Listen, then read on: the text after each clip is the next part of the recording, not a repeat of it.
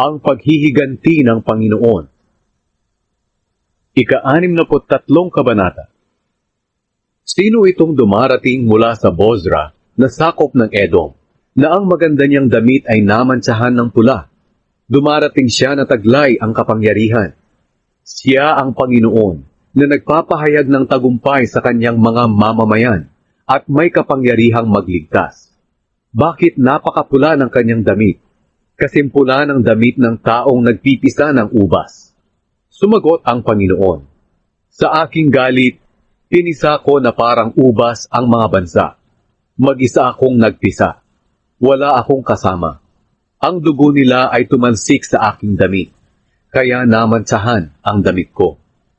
Ginawa ko ito dahil dumating na ang araw ng aking paghihiganti sa aking mga kaaway, at ililigtas ko ang aking mga mamamayan.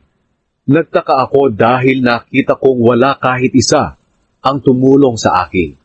Kaya ako lang ang nagligtas sa aking mga mamamayan sa pamamagitan ng aking kapangyarihan. Ang galit ko ang nagtulak sa akin para parusahan ang aking mga kaaway.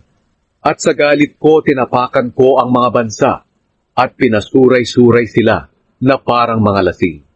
Ibinuhos ko sa lupa ang kanilang dugo. Ang kabutihan ng Panginoon. Ihahayag ko ang pag-ibig ng Panginoon. Pupurihin ko siya sa lahat ng kanyang ginawa sa atin.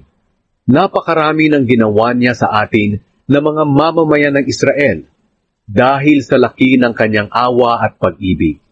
Sinabi ng Panginoon, totoo ngang sila ang aking mga mamamayan. Sila'y mga anak kong hindi magtataksil sa akin. Kung kaya iniligtas niya sila. Sa lahat ng kanilang pagdadalamhati, nagdalamhati rin siya, at iniligtas niya sila sa pamamagitan ng anghel na nagpahayag ng kanyang presensya. Dahil sa pag-ibig niya at awa, iniligtas niya sila. Noong una pa man, inalagaan niya sila sa lahat ng araw. Pero nagrebelde sila at pinalungkot nila ang banal niyang espiritu. Kung kaya kinalaban sila ng Panginoon, at sila'y naging kaaway niya. Pero sa huli, naalala nila ang mga lumipas na panahon, noong pinalabas ni Moises ang mga mamamayan niya sa Ehipto.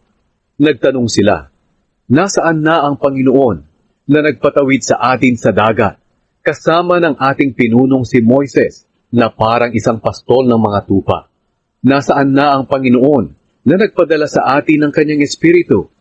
Nasaan na ang Panginoon na nagbigay ng kapangyarihan kay Moises at naghati ng dagat sa ating harapan para matanyag siya magpakailanman?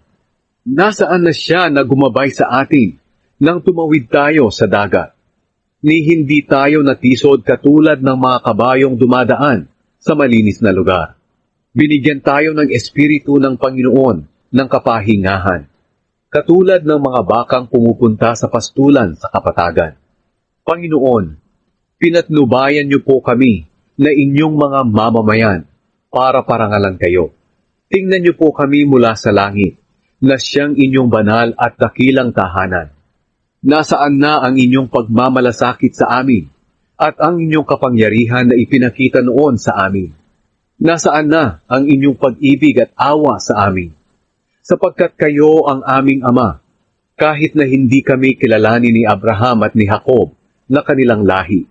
Totoo, Panginoon, kayo ang aming Ama, ang aming tagapagligtas mula pa noon.